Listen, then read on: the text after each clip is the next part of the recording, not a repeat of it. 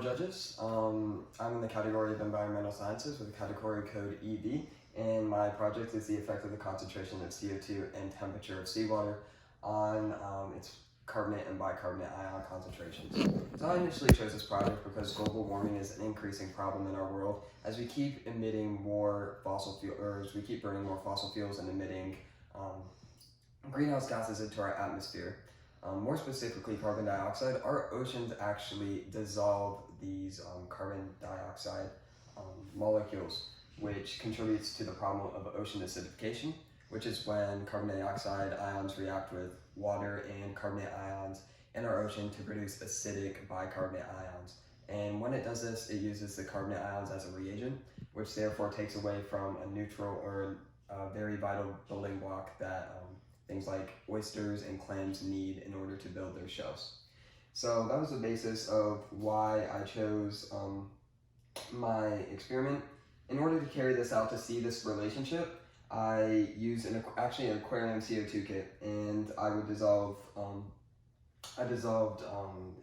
carbon dioxide into the water at 3 different concentrations: 1 bubble per 3 seconds, 1 bubble per 2 seconds, and 1 bubble per second.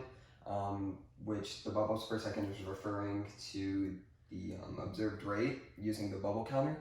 And I did this into 3 500 milliliter seawater samples collected from the Pocosin River.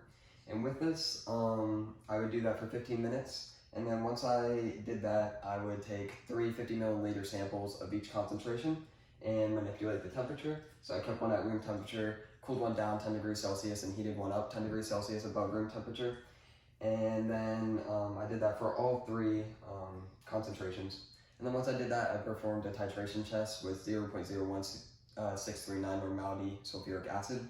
And then I would plug that titration data into an alkalinity calculator, which would then develop a titration curve, and it would determine the bicarbonate ion concentrations in the water. So in order to see if there's actually a change in between the control and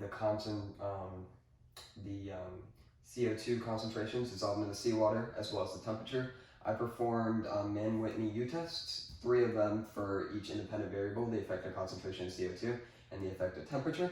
And with my null hypothesis being no difference between the groups, and my alternative hypothesis being there is a difference between the control and the experimental group. So for both the effective concentration of CO2 and the effective temperature, all 3 of the tests failed to reject the null hypothesis, which meant there was no significant difference between the groups that were being tested. So this was actually with an 80% confidence, and this was with a 95% confidence. So unfortunately, my data did not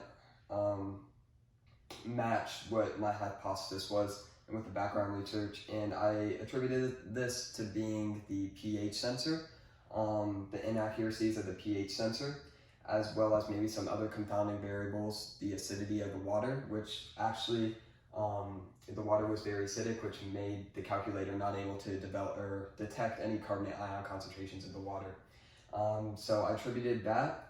In order to fix the problem with the pH sensor, I used different calibration methods to try to see which one would work best, and I eventually found a calibration method that eventually gave the most accurate measure, but it still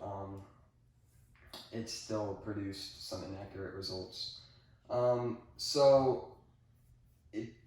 The hypothesis was rejected, but this relationship is very important to study for future research. We can see which organisms can actually pull this carbon dioxide out of the water.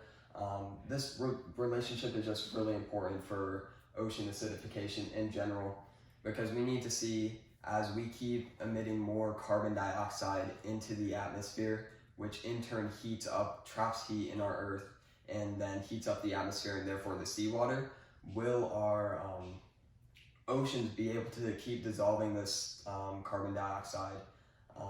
And if not, because of solubility, and our world could heat up exponentially faster. Thank you.